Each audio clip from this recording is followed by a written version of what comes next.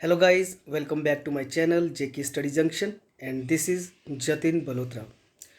Guys हमने अपना economy का पोर्शन स्टार्ट किया था और हमने जो फर्स्ट सब टॉपिक था इसका introduction of economy basic concept and principle, इसको कंप्लीट किया था। ये काफ़ी लंबी वीडियो हो गई थी बट जो हमने इसमें कंसेप्ट्स देखे वो आपके हर एक टॉपिक में आगे यूज़ होने वाले हैं। बिकॉज अगर मैं वो चीज़ें आपको बताता नहीं तो मेरे को हर एक वीडियो में आपको वो चीज़ें बतानी पड़नी थी, तभी वो वीडियो लंबी हो गई थी। तो गाइस जो आज हम टॉपिक देखने वाले हैं वो है inflation, meaning, type and effects. ज़्यादा लंबी वीडियो नहीं होगी, ये छोटा सा टॉपिक है और इसको काफ़ी इजी तरीके से हम पढ़ेंगे। तो चलिए गाइस स्टार्ट करते हैं हम इन्फ्लेशन के साथ। गाइस आपको यहाँ पे दिख रहा होगा कि जो हमारा यहाँ पे राइज करता हुआ दिख रहा होगा ग्राफ, ये ग्राफ हमें शो कर रहा है कि प्राइस बढ़ रहा है। ठीक है, तो इन्फ्लेशन क्या होता है कि जब हमारी कमोडिटीज़ का, गुड्स एंड सर्विसेज का, चीज़ों का प्राइस बढ़ जाए, दूसरी लैंग्वेज में बोलूँ महंगाई हो जाए, तो उसे हम इन्फ्लेशन बोलते हैं। अब यहाँ पे क्वेश्चन उठता है कि चीज़ें महंगी क्यों होती है और सस्ती क्यों होती है। गाइस जब भी डिमांड और सप्लाई के बीच में मिस मैच होता है तभी इन्फ्लेशन होती है और तभी डिफ्लेशन होती है। तो आपको याद रखना है कि इन्फ्लेशन और डिफ्लेशन कब होता है, जब मिस मैच हो जाता है डिमांड और सप्लाई के बीच में। वही लिखा है यहाँ पे, inflation is defined as a sustained rise in the general price of general level of price of goods and services over time. कि अपने आप चीज़ों का प्राइस बढ़ जाना, और it is caused by this equilibrium between aggregates supply and aggregate demand. जब demand और सप्लाई के बीच में मिस मैच होता है तभी हमारा इन्फ्लेशन और डिफ्लेशन होता है। और मैं दिखाता हूँ कैसे होता है। गाइस मान लो कि आपकी डिमांड है 10 चीज़ों की, मान लो आपको 10 जीन्स चाहिए, लेकिन उसकी सप्लाई, अगर 10 जीन्स की सप्लाई है तो इट मीन्स कि सब बराबर है, ना इन्फ्लेशन है ना डिफ्लेशन है, एवरीथिंग इज़ फाइन। गाइस मान लो अगर आपकी डिमांड 10 है लेकिन सप्लाई 8 की हो जाए, लेकिन आपको 10 चाहिए थी लेकिन सप्लाई 8 की है, तो आप कोशिश करोगे, लोग कोशिश करेंगे कि वो सबको मिल जाए, तो लोग एक्स्ट्रा पैसा देना भी स्टार्ट कर देंगे उस चीज़ को ख़रीदने के लिए। मीन्स यहाँ पे क्या हो गया, डिमांड और सप्लाई के बीच में मिसमैच हो गया। सप्लाई कम होगी, डिमांड ज़्यादा है, ऑटोमेटिकली उसका प्राइस बढ़ गया। जब प्राइस बढ़ गया तो इन्फ्लेशन हो गई। वैसे ही अगर आपकी डिमांड 10 की है, सप्लाई पीछे से 20 की आ रही है और उसने बेचना भी है, तो वो सोचता है कि यार मैं सस्ते में बेचूं, मेरा सारा प्रोडक्ट तो बिके। जब ऐसी सिचुएशन आ जाती है उसे हम डिफ्लेशन कहते हैं। तो गाइज़ हमारा जो टॉपिक है वो है इन्फ्लेशन। अब आपको समझ आ गई होगी कि इन्फ्लेशन कब होती है, जब भी डिमांड और सप्लाई के बीच में मिसमैच होता है तब इन्फ्लेशन होती है। ठीक है, इसके साथ ही मैं आपको एक चीज़ और बता दूं कि कई बार क्वेश्चन आता है कि क्या इन्फ्लेशन अच्छी है या डिफ्लेशन अच्छी है, इन्फ्लेशन महंगाई अच्छी है या प्राइस का बिल्कुल डाउन हो जाना वो अच्छा है। गाइस पहले मैं दोनों सिचुएशन बता दूं आपको। गाइस अगर इन्फ्लेशन होती है, प्राइस महंगे हो जाते हैं चीज़ों के, जब प्राइसेस महंगे हो जाते हैं इससे क्या होता है, चीज़ें महंगी होंगी, सारे लोग खरीद नहीं पाएंगे, वो ही खरीद पाएगा जिसके पास ज़्यादा पैसा होगा। अब ज़्यादा पैसा होगा तो जो कंपनीज़ चीज़ें बनाएंगी उनको जो रॉ मटेरियल मिलेगा उनको भी महंगा मिलेगा।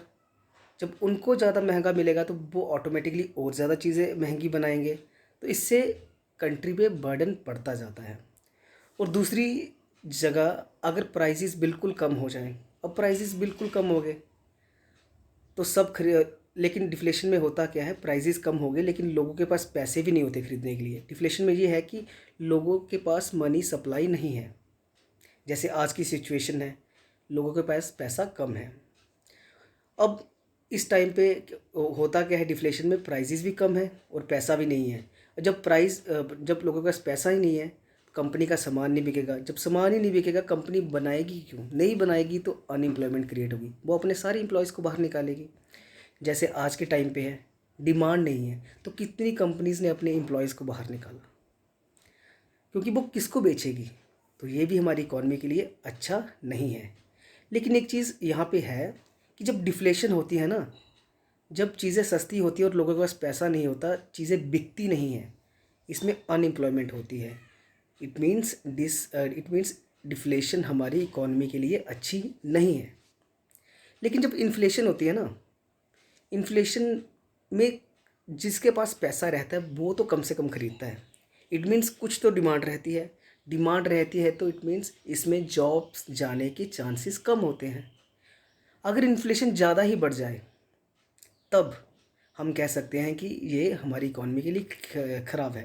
तो हम कह सकते हैं ना इन्फ्लेशन अच्छी है ना डिफ्लेशन अच्छी है, एक मॉडरेट लेवल की इन्फ्लेशन अच्छी है, बिकॉज मॉडरेट लेवल की इन्फ्लेशन में लोगों की जॉब्स नहीं जाती। तो ये आपको कंसेप्ट समझ आ गया होगा इन्फ्लेशन और डिफ्लेशन का। हमारा टॉपिक बस इन्फ्लेशन का है, लेकिन इन्फ्लेशन समझने के लिए आपको डिफ्लेशन भी थोड़ा सा समझना पड़ता है। तो ये थी इसकी डेफिनेशन। गाइज आगे जो इम्पॉर्टेंट है वो है मेज़रमेंट ऑफ इन्फ्लेशन। हम बेसिकली मेज़र कैसे करते हैं, हमें कैसे पता चलता है कि कोई चीज़ महंगी हुई है कि नहीं हुई। मैं एक चीज़ बताता हूँ आपको। फॉर एग्ज़ाम्पल आपने कोई चीज़ ली, जैसे मान लो मैंने कोई टीवी लिया, मैं कैसे बता सकता हूँ कि वो चीज़ मेरे को महंगी मिली है कि सस्ती मिली है। मैं उसको कंपेयर करता हूँ ना उसके प्राइस से, पुराने वाले प्राइस से। अगर पहले वो चीज़ सस्ती मिलती होगी और आज मेरे को महंगी मिली है तो मैं बोल सकता हूँ वो चीज़ मेरे को महंगी मिली है। मतलब कहीं ना कहीं कंपेयर करने के लिए कुछ होना चाहिए। वैसे ही पहले क्या होता था, होलसेल प्राइस इंडेक्स। अब हम यूज़ करते हैं consumer price index. Wholesale price index में क्या होता है कि जो चीज़ हमें होलसेल की प्राइस पे मिल रही है हम उसी को ही काउंट करते थे। एग्ज़ाम्पल लेते हैं, मान लो आपने कोई शर्ट ख़रीदी शॉप से, वो शर्ट आपको पड़ी मान लो 1000 की पड़ी, लेकिन क्या वो शॉपकीपर को 1000 की पड़ी होगी? लेट इट बी कि उसको 500 की पड़ी। पहले हम जो काउंट में लेते थे वो होलसेल प्राइस काउंट में लेते थे, मींस जो 500 रुपये की शर्ट उसको पड़ी। लेकिन असल में क्या वो जिसने ली, जो कस्टमर था, उसको 500 की पड़ी? उसको तो 1000 की पड़ी ना। पहले हम इन्फ्लेशन 500 पे काउंट करते थे, लेकिन रियल में तो 1000 पे थी। तो ये चीज़ अच्छी नहीं थी, इससे हमें अच्छे से इन्फ्लेशन पता नहीं चल रही थी। तभी हमने इसको रिप्लेस करके कंज्यूमर प्राइस इंडेक्स ले आए। कंज्यूमर प्राइस इंडेक्स में क्या होता है कि कंज्यूमर को कितने की मिली, अब कंज्यूमर को मिली 1000 की तो वो 1000 ही काउंट होगा। अब उसको कंपेयर करेंगे हम पिछले प्राइस से कि पहले वो कितने की मिलती थी।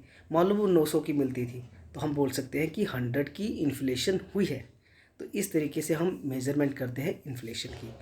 आई होप कि आपको अच्छे से ये समझ आया होगा। एक्चुअली एक बेस ईयर होता है, पहले हमारा 2004-05 था, अभी 11-12 है।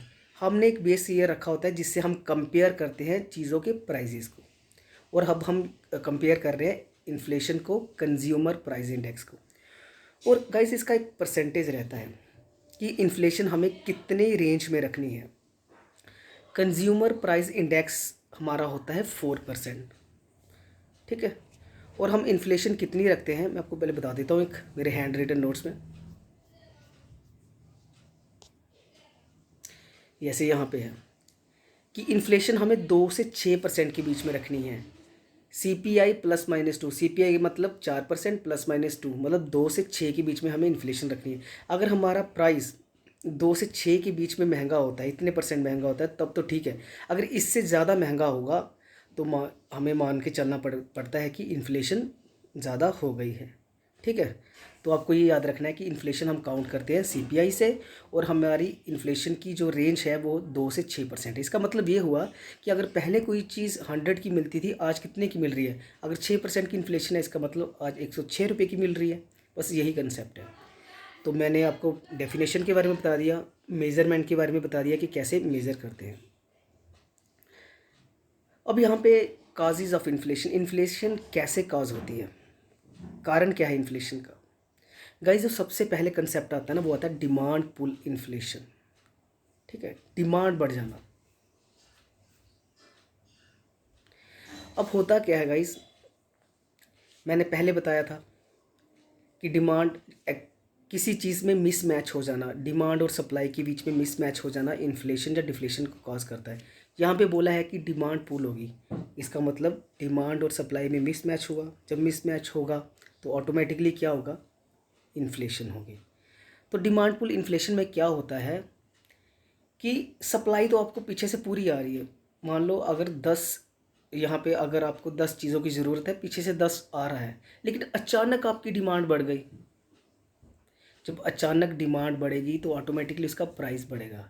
और ऐसी डिमांड कब बढ़ती है, जब फेस्टिवल होते हैं, जब कोई इमरजेंसी का टाइम पीरियड होता है। मैं आपको एग्जांपल दे दूँ, जैसे पोटैटोज़ की बात कर रहा हूँ, आलू की। देखना, नवरात्रों में भी सप्लाई उसकी बराबर रहती है, लेकिन जब नवरात्रे आते हैं ना, तो आलू का प्राइस ऑटोमेटिकली बढ़ जाता है। सप्लाई तो कांस्टेंट थी, सप्लाई डिमांड के हिसाब से आ रही थी, लेकिन अचानक क्या हो गया, नवरात्रों के 9 दिन में उसकी डिमांड बढ़ गई। तो सप्लाई उतनी थी, डिमांड बढ़ गई, ऑटोमेटिकली हमारा प्राइस बढ़ गया। तो इससे क्या हो गया, हमारी डिमांड पुल हो गई, डिमांड बढ़ गई। तो डिमांड पुल इन्फ्लेशन ये होता है। ठीक है, सप्लाई तो पूरी है बट हमारी डिमांड ऑटोमेटिकली बढ़ गई, जैसे फेस्टिवल हो गया, इमरजेंसीज होगी, इन टाइम पीरियड्स में। जो दूसरा कंसेप्ट है वो है कॉस्ट पुश इन्फ्लेशन, कि चीज़ उसका प्राइस अपने आप बढ़ गया, डिमांड भी उतनी है और प्राइस भी सप्लाई भी उतनी है। मान लो आपके एरिया में 10 LCDs की ज़रूरत है और सप्लाई भी उतनी है 10 LCDs की, लेकिन क्या हो गया, प्राइस बढ़ गया अपने आप। अब क्वेश्चन यही उठता है कि अगर डिमांड भी उतनी है, सप्लाई भी उतनी है, तो प्राइस कैसे बढ़ गया। तो गाइज़ यहाँ पे क्या होता है, जब भी कॉस्ट पुश इन्फ्लेशन का जिक्र आता है, इसका मतलब ये होता है कि डिमांड सप्लाई तो बराबर है, फिर क्या कारण हुआ होगा जिससे प्राइस बढ़ गया। तो गाइज़ सीधी सीधी बात है, इसका मतलब कि कंपनी वाले ने हो सकता है कि अपना प्रॉफिट मार्जिन बढ़ाया हो। अगर उसने प्रॉफिट मार्जिन बढ़ाया हो, ऑटोमेटिकली प्राइस बढ़ेगा। क्या पता उसने अपनी वेजेस बढ़ा दिए हों जो वहाँ पे काम करते हैं, ये कारण हो सकता है। क्या पता उसको जो मटेरियल मिल रहा है वो उसको महंगा मिल रहा हो, ये कारण हो सकता है। मीन्स कई बार सप्लाई भी उतनी रहती है, डिमांड भी उतनी रहती है, लेकिन प्राइस बढ़ना स्टार्ट हो जाता है, इन्फ्लेशन होना स्टार्ट हो जाती है। उसका कुछ और कारण होता है, उसका कारण होता है कि इसने अपना मार्जिन बढ़ा दिया, वेजेस बढ़ा दिए, रेंट बढ़ा दिया, जब मटेरियल की कॉस्ट बढ़ गई। वही हम पढ़ते हैं, इसके बारे में लिखा गया है, an increase in factor cost that is wages, rent, raw material lead to increase in cost of production causing the inflation. ठीक है गाइस।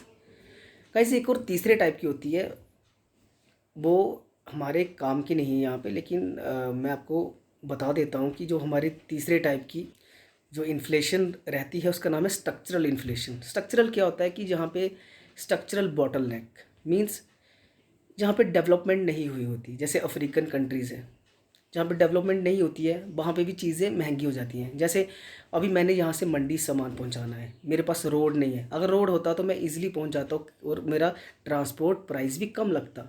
अब मेरे पास रोड नहीं है, क्या पता मेरे को कोई नदी क्रॉस करके आना हो, मेरे को कोई और मोड यूज़ करना हो, तो मेरा खर्चा ज़्यादा हो गया। जब ज़्यादा हो गया ऑटोमेटिकली हमारी इन्फ्लेशन बढ़ गई। तो काजेज़ क्या हो सकते हैं, demand pull inflation, cost push inflation, और तीसरा हमारा हो गया structural inflation.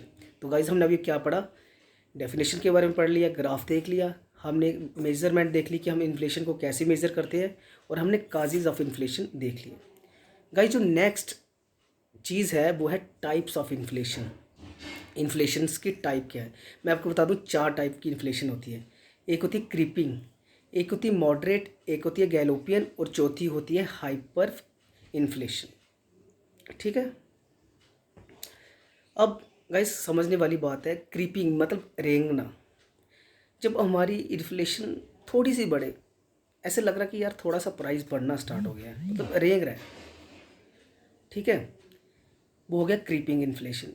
Moderate inflation means कि उससे थोड़ा सा बढ़ना, चलना स्टार्ट हो गया एक टाइप से, ठीक है, तो मतलब थोड़ा सा इन्फ्लेशन और बढ़ गया। गैलोपियन में क्या होता है कि भाग रहा है, अब वो ज़्यादा फास्ट हो गया। और हाइपर इन्फ्लेशन में क्या होता है, अब किसी की पकड़ में नहीं है, अब इसको कोई नहीं बचा सकता, तो वो हो गया हाइपर इन्फ्लेशन। अब मैं आपको बताता हूँ ये है क्या।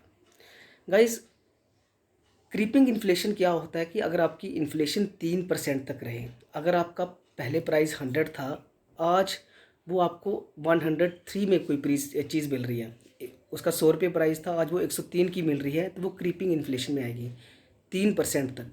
ठीक है, मीन्स कि अभी इतनी ज़्यादा इन्फ्लेशन नहीं हुई। मॉडरेट इन्फ्लेशन क्या होती है, 4 से लेकर 10% तक। अगर आपकी 10% तक इन्फ्लेशन रहे तो वो मॉडरेट इन्फ्लेशन रहती है। मीन्स जो 100 की चीज़ थी वो आज 110 की मिल रही है। गाइस जो तीसरा है गैलोपियन, अगर आपकी 50% तक इन्फ्लेशन हो जाए, मीन्स 100 की चीज़ आपको 150 में मिली, तो वो हो गया गैलोपियन। और चौथा होता है हाइपर इन्फ्लेशन, 50% से भी आगे। मीन्स आप पहले आपको 100 की मिल रही थी, आज आपको 200 की मिल रही है, किसी के पकड़ में ही नहीं है, उसको हम बोलते हैं हाइपर इन्फ्लेशन। पढ़ लेते हैं इसके बारे में। गाइज मैं आपको ईजी तरीके से बता रहा हूँ ताकि समझ आ सके। Creeping it is a situation when price level is increasing at a mild rate, बिल्कुल धीरे धीरे। A very low inflation took place over the period of time. Some economists says creeping inflation is good for growing economy. Moderate inflation when the general price level increased slowly and steadily, then it is called as moderate inflation. Moderate inflation is believed to be necessary condition for economic growth. Guys यहाँ पे हमने creeping वाले में एक line use करी थी, some economist says creeping inflation is good for growing economy. अब बताता हूँ इस लाइन का मतलब क्या, कि 3% तक अगर महंगाई होती रहे तो वो इकोनॉमी के लिए अच्छा है। गाइज क्यों? गाइज किसी ने अगर बिज़नेस स्टार्ट किया है 2 साल पहले, उसने वो चीज़ 100 की बेची है, और हर एक बंदा सोचता है कि वो बिज़नेस कर रहा है तो उसको फ़ायदा होना चाहिए। अगर उसको फ़ायदा ही ना हो तो हमारा बिज़नेस की एक्सपेंशन कैसे होगी? बिज़नेस की एक्सपेंशन नहीं होगी तो जीडीपी में कैसे कंट्रीब्यूट करेगा? लोगों को कैसे जॉब्स मिलेगी? अगर 2-3% तक अगर प्राइजेस बढ़ते हैं तो ये इकॉनमी के लिए अच्छा है, उसको भी ग्रोथ मिलती है, एक एम्प्लॉयमेंट जनरेशन भी होती है, और साथ ही साथ वो जीडीपी में भी कंट्रीब्यूट करता है। तो गाइज़ ये चारों टाइप की आपके सामने मैंने बता दिया इन्फ्लेशन।